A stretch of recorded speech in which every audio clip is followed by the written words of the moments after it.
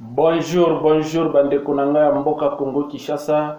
Ezali ngai ndeko na bino Celestino Mbula Ngwamboyo na ye po te tosula makambo ya politiko na bandi miso na kombo na Yesu. Lelo nakoloba boye. Il fallait tokunda nano système oyo ezala contre pays na biso République démocratique du Congo. Il fallait tokunda yango eza système moko diabolique. Système elingaka Congo e progresser te. Bana babotama na pasi bakufaka na pasi. Bana babotamaka sans koyeba kolia malamu akufe sans koyeba kolia malamu. Le premier système il fallait tokunda na kati ya mboka na biso Congo Kinshasa ezali système mobutiste. Système mobutiste ezali système moko mabe na kati ya mboka na biso Congo Kinshasa. Ezali système ya yo sala vi na yo pote bana na yo bazala malamu. Bana batanga na poto zwa mbongo ya leta eza na kati ya poche na yo. Tonga libanda ya mboka na yo ezala na pauvreté, ezala na poussière, ezala na balabala te. Système mobutu, système mobutiste ezala système moko ya kopie mboka, valeur ya mboka esila. Bana mboka batama na kati ya pauvreté, bana mboka basila bakelasi bakozwa misala te, bana mboka bakokola sans koyeba vie ya manteka, sans koyeba vie ya saucisson. Il fallait kopona famille oyo baliaka saucisson na manteka. Oyebi ke na kati ya mboka Congo Kinshasa ba musicien bande koyemba na famille Adobo Mbole baliaka saucisson na manteka. Ezalaki ki pauvreté na kati ya ba musicien wana pote Mobutu. Il fallait système Mobutu lingaki te bana mboka bazwa pe saucisson na manteka baliaka pe na vie normale. Pona kolia saucisson na manteka ezala pauvre, il fallait alia. Mais na système mobutiste ezalaki kopona, ezalaki vie ya ba bourgeois. Il fallait ozala mobutiste, il fallait ondima Mobutu poza na vie ya kitoko. C'est abandé kotala vie ya peuple te. Abandé kotala ke tika ete peuple a bénéficié na mandat na ngai. Un jour na kokufaka peuple bakotika na ndakisa malamu pona ngai. Mais système mobutiste ebandaki kosala bongo te. Pomi bongisa vie na yo, famille no baza na vie ya kitoko, bana no baza na vie ya kitoko. Nde ezalaki système mobutiste. Yango wana basilaki mabe poni bapreparaki génération mosusu ekoyaki basala pote balabala etongama partout na province. Vie ya kitoko ezala, l'eau potable ezala, courant ekota partout. Vie ezala passable na motu nyonso. Mais système mobutiste eyebaki yango te. Ezala système ya ki bourgeoisie. Système ya ki bourgeoisie eza mabe. Sur total sikoyo pona Laurent Désiré Kabila. Le système ya Laurent Désiré Kabila est un système moko ya mabe. Yango le système ya COP. Asali COP po babenga na Mobutu ye amema ba étranger a partager na ba étranger bomengo.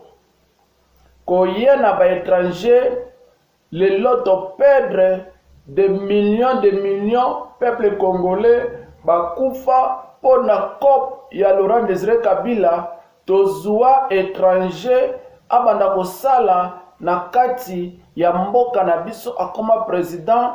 Tozua pona COP pona système ya Laurent Désiré Kabila. Tozua ba général ba rwandais, tozua ba général ba tanzanien, tozua ba général ba zimbabwien, tozua ba général ba burundi.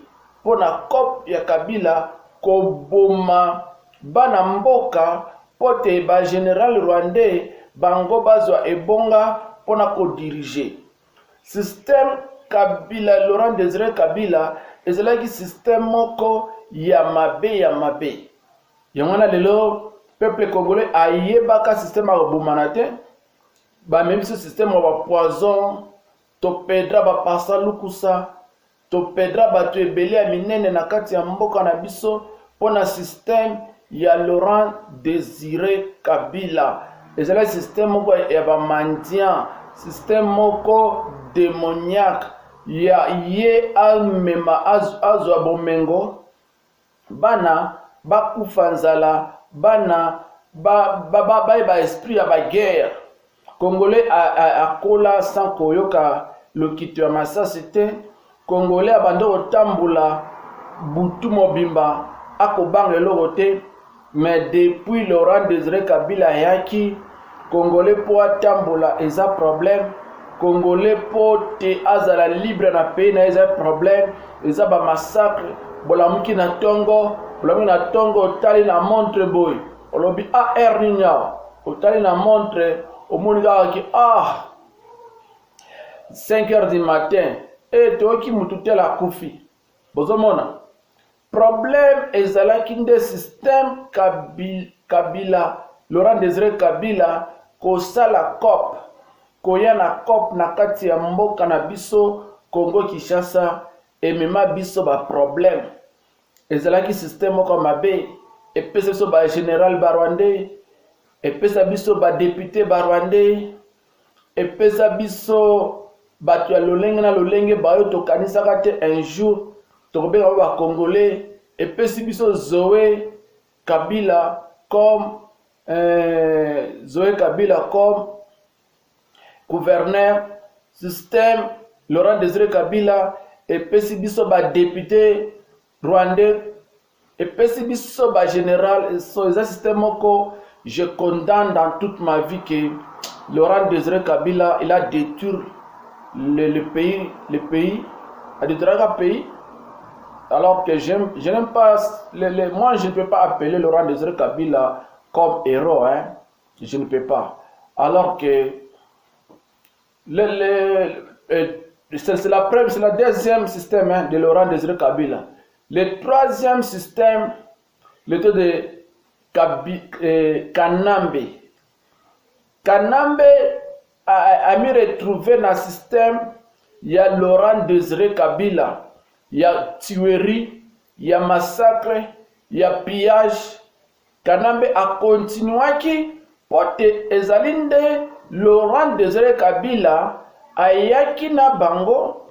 So Kanambe a continué toujours comme massacre le peuple congolais, ko piller richesse ya mboka, ko construire lango na kati ya libanda ya mboka. Kanambe aye ko silisa ba peuple congolais makasi pendant 18 ans, azui richesse à Congo, aboumi ozomona.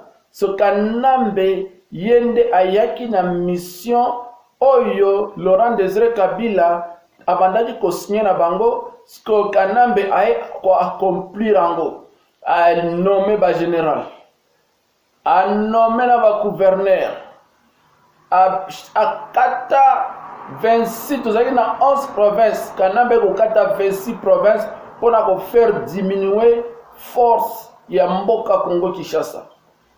Asali mission nyonso oyo ba général, ba rubera, ba ministre oyo intérieurement azalaka ministre kaka azalaka ministre, hein?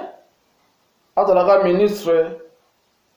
Ozomona ezalaki mawa mingi. Kanambe avidaki Congo, apesi to ba Jeannette Kanambe bakomi ba présidence ya parlement. Azo contrôler na système politique na kati ya gouvernement, na kati ya parlement. Bomoni londe Laurent Désiré Kabila ateka mboka na biso, pona kosala mafia.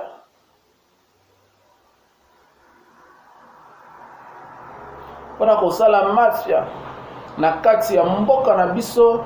Laurent Désiré Kabila ateka mboka, apesa biso ba président ba rwandais, apesa biso ba gouverneur ba rwandais, apesa biso ba général ba rwandais, hein? So Kanambe, je ne peux pas l'appeler que Joseph Kabila, c'est un insult, c'est un injure. Je l'appelle Kanambe Kaberezereka. Au bazana ba RRRR, nazana RT, na comme na RZ naza ngwa mboyo na bangala babenga ba mboyo, c'est-à-dire que naza vrai congolais. Celestin Mbula Ngwamboyo naza na RT yangwana Kabila père apesi Kanambe za continuité ya massacre ya ba peuple congolais.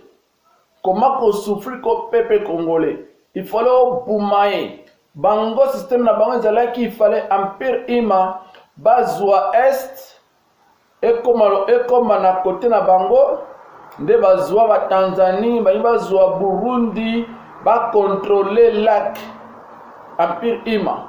Mais pour biso ba congolais tolitaki tozali contre biloko wana, tozala ba risque pona mboka wana Congo Kinshasa. Ngai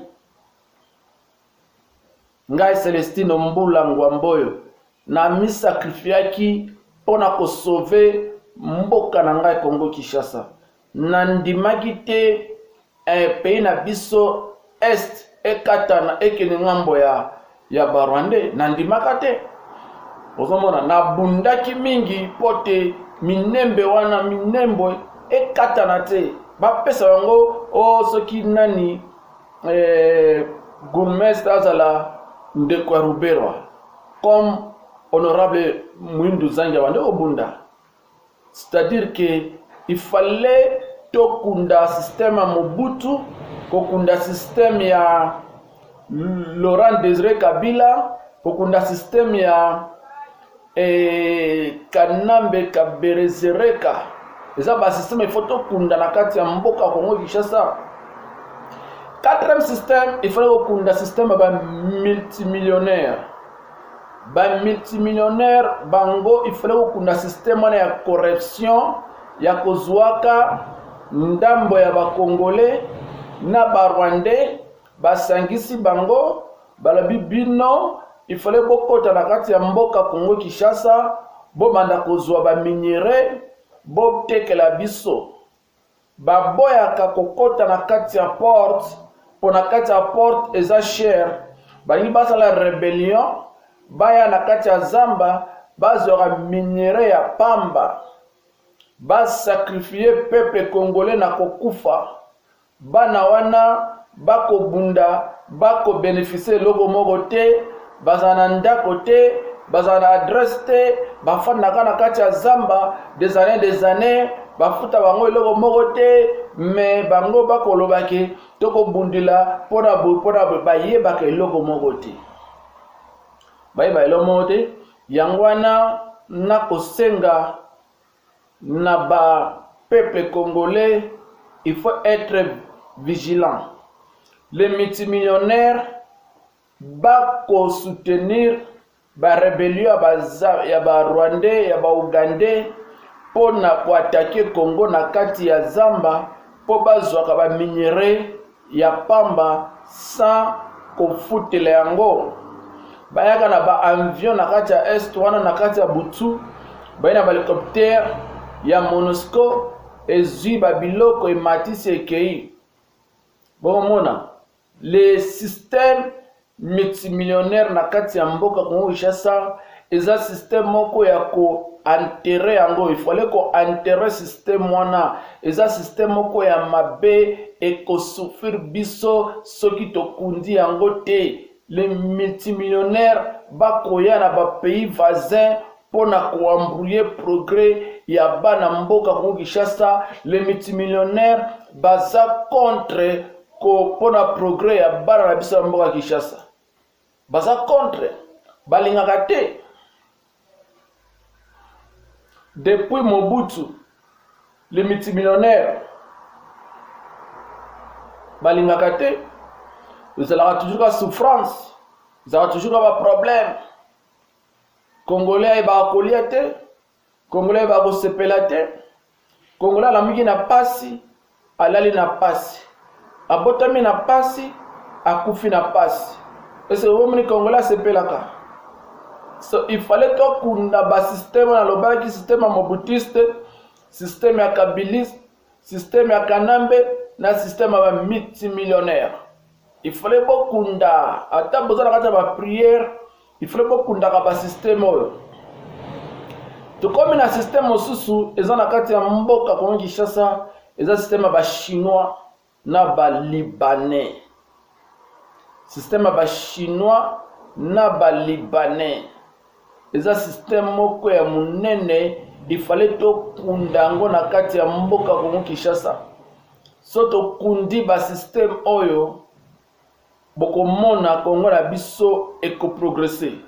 Système ya libanais eza système moko ya ko corrompre congolais, ote congolais a détruit pays na ye libanais a bénéficié atina mbongo na kati ya Liban. Mais congolais atika na kati ya nzela, na kati ya souffrance, na kati ya misère. Apesi congolais $50, $100, mais il a bénéficié $1 million. Chinois pe aye lisusu na système mosusu ya ko souffrir congolais na kati ya mabele na ye.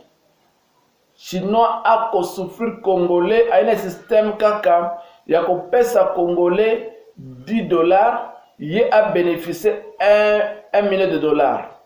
Pona kotina na kati ya Chine, Chine ezala toujours puissant, mais Congo etila toujours na kati ya misère. Ba congolais ba ko sala vie ya malonga ezate, ba congolais ba ko sala ba ko sala epa ba chinois, vie ya bango ezaka toujours souffrance.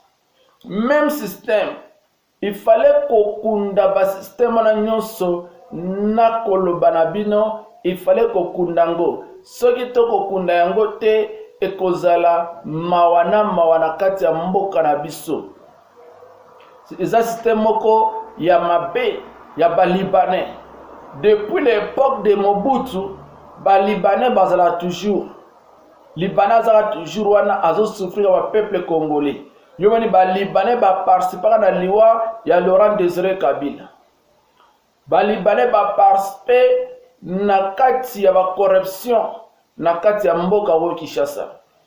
Il fallait ko kunda ba système nyonso na ya ba libanais na kati ya mboka Congo Kinshasa. Eza système mosusu toza nango na kati ya mboka Congo Kinshasa, ezali système ya ba politiciens. Pardon, d'abord na présenter livre nanga oyo. Livre oyo ezali livre moko ya kitoko, livre komami na kati ya monoko anglais. Ezanga ndeko na bino Celestino Mbula Ngwamboyo na komaki livre na kati ya monoko anglais. Politics is a calling. Politics is a calling.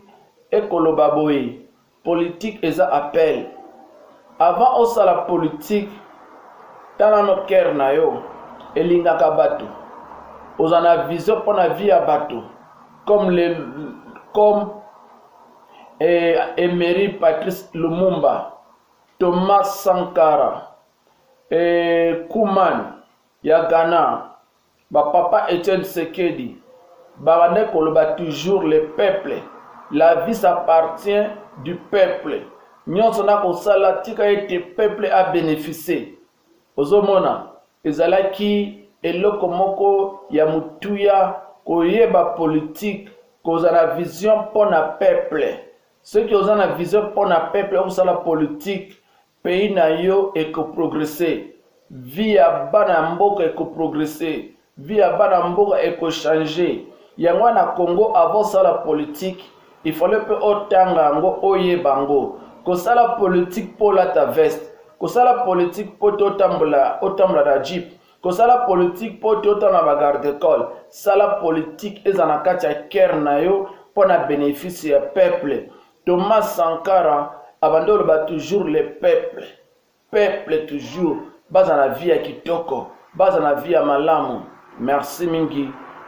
Livre na kati ya Amazon, okomi kaka Politics is a calling, okomi kombo na ngai okomona na kati ya Amazon livre yo, okena kati ya Google Play okozwa pe livre yo. Merci.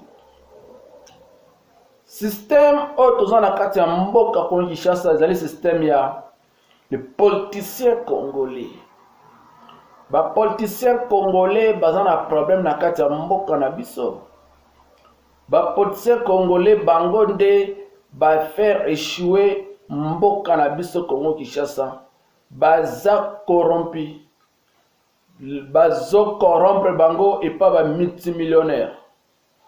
Yo oza ministre mais mutu mosusu nde asignaka.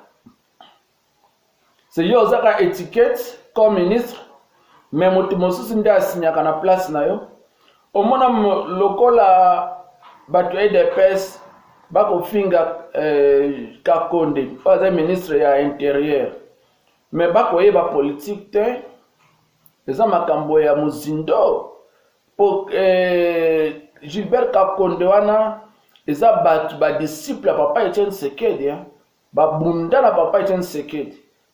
Mais ce que omoni Gilbert Kakonde akomaka ministre intérieur akokoka te politique akutaki nango na kati ya pratique eza politique wana bando osala libanda te eza nde ba système akuti système mosusu eza wana Gilbert Kakonde akokaki te eza la ba multimillionnaire baza wana na kati ya mboka Congo Kinshasa oyo azotala ministre intérieur oyo azotala ministre ya justice oyo azotala ba gouverneur mais bino bokomona o eza ministre oyo akokoka kobimisa ba passeport te naokaki nde bato ya UDPS bafingaki oyo mama Ntumba Nzenze alobi akokaki kobimisa ba passeport te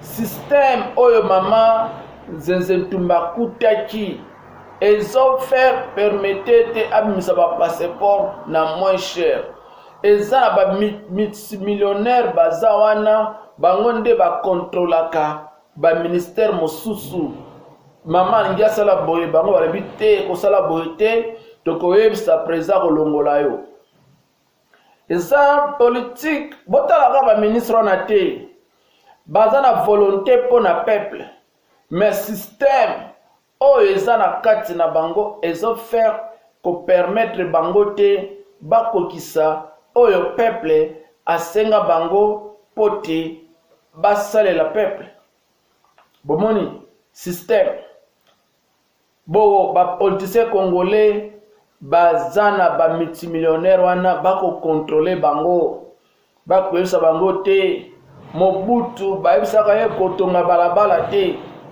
soki tongi balabala ba ennemi bakokota na kati ya capitale.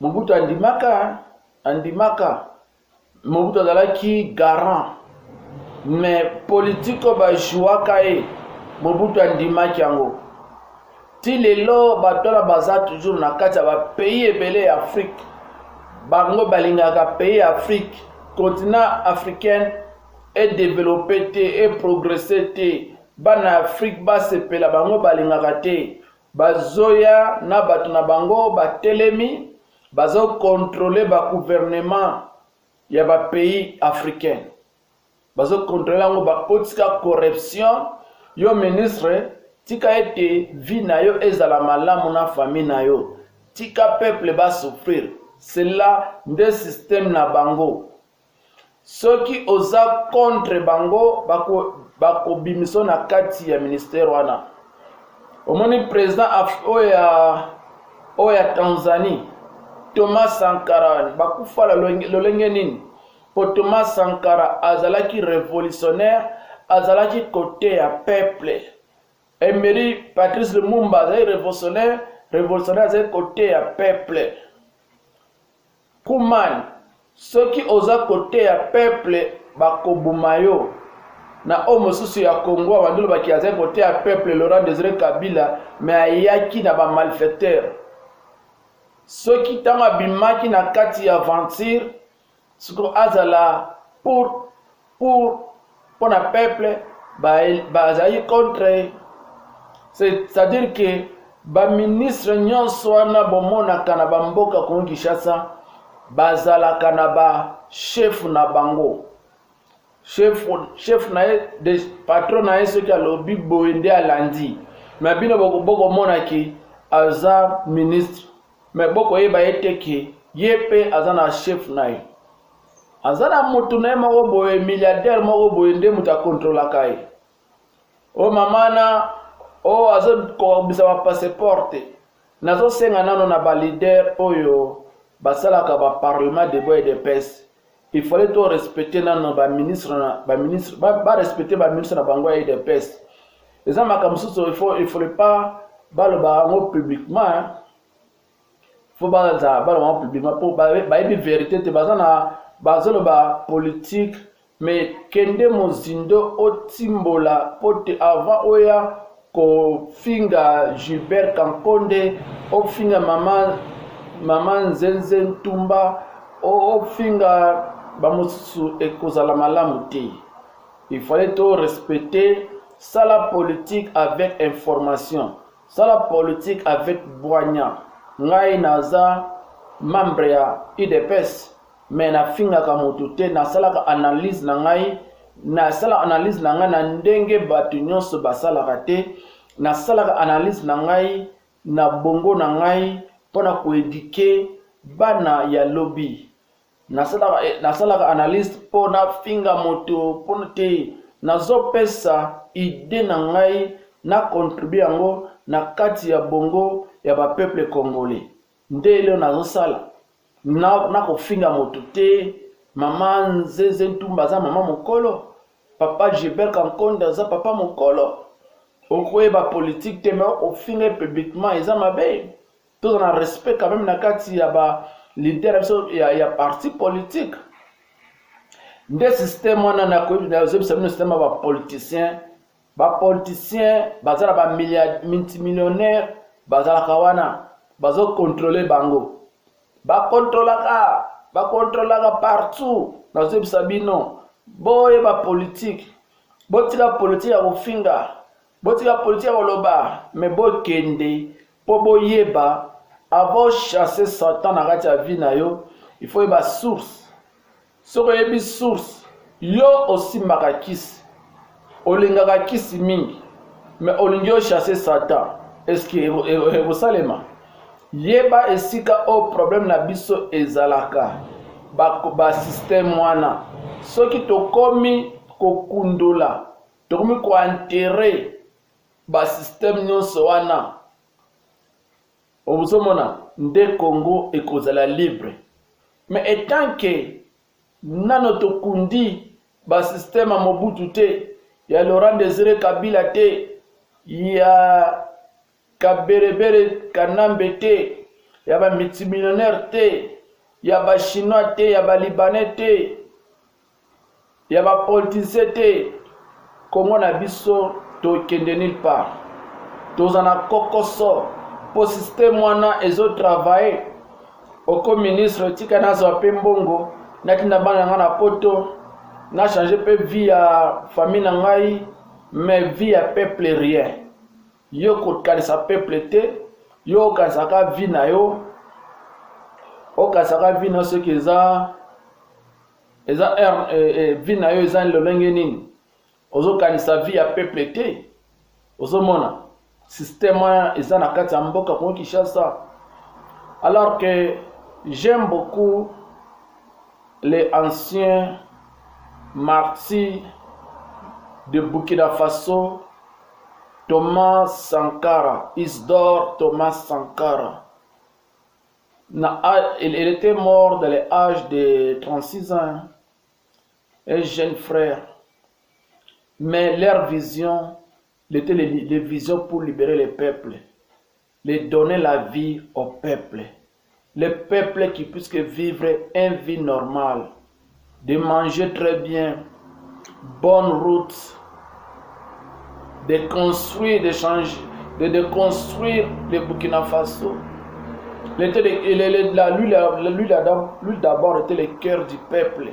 Il aime beaucoup le peuple. De Thomas Sankara. Je demandais toujours mon frère, les frères Congo, les frères africains, les leaders africains, n'oubliez pas Thomas Sankara. N'oubliez pas Patrice Emery Lumumba. Ne oubliez pas que Kouman, ancien président de Ghana. Ne oubliez pas le leader Kadhafi. Ne oubliez pas Nelson Mandela. Ne oubliez pas Papa Etienne Tshisekedi. Africains, les gens souffrent beaucoup.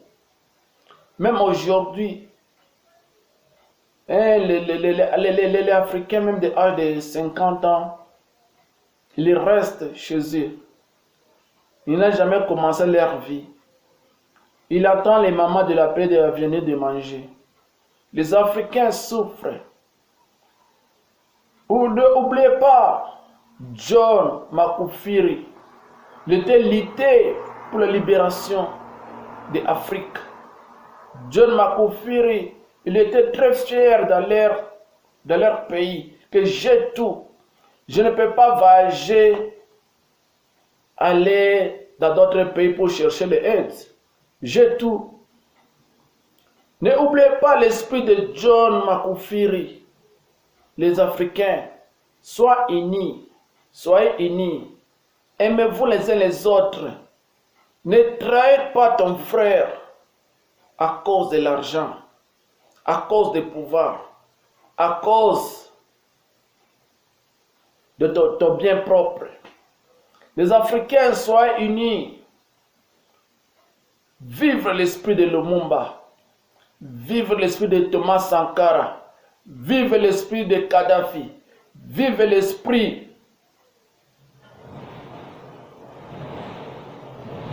John Magufuli. Les Africains, soyez prudents. Si vous dormez, Afrique demain, les Africains seront les esclaves.